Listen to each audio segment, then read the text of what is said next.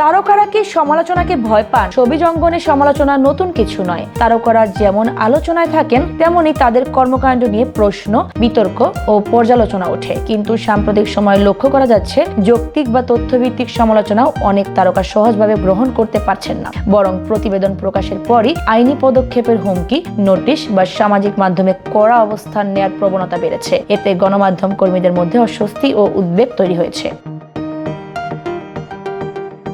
সম্প্রতি জনপ্রিয় অভিনেত্রী মেহজাবিন চৌধুরী বিমানবন্দরে মদ বহন সংক্রান্ত একটি প্রতিবেদন প্রকাশিত হওয়ার পর তা ভিত্তিহীন দাবি করে আইনি পদক্ষেপের ঘোষণা দেন। ফেসবুকে তিনি লিখেছেন, আমার বিরুদ্ধে অমূলক অভিযোগ ছড়ানো হয়েছে, কোনো প্রমাণ নেই এবং আমাকে উদ্দেশ্য প্রণোদিতভাবে মানহানি করা হয়েছে। তিনি স্পষ্ট করেছেন, উল্লিখিত ঘটনার সঙ্গে তার কোনো সংশ্লিষ্টতা নেই এবং সাংবাদিকদের উদ্দেশ্য প্রণোদিত তথ্য ছড়ানো হয়েছে। মেহজাবিনের ঘটনা একক নয়।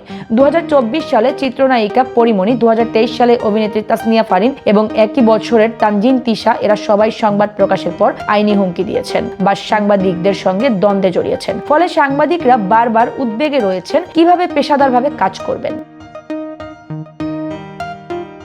গণমাধ্যম বিশেষজ্ঞরা মনে করেন, তারকা মানে জনস্বার্থের অংশ। তাদের কর্মকাণ্ড নিয়ে প্রশ্ন ওঠা স্বাভাবিক, তবে তা তথ্যভিত্তিক ও নৈতিকভাবে হওয়া উচিত। আন্তর্জাতিক অঙ্গনে বহু তারকা কঠিন সমালোচনার মুখেও পেশাদারিত্ব বজায় রাখেন, কিন্তু দেশের সামান্য অভিযোগ উঠলেই তা ব্যক্তিগত আক্রমণ হিসেবে দেখা হয়।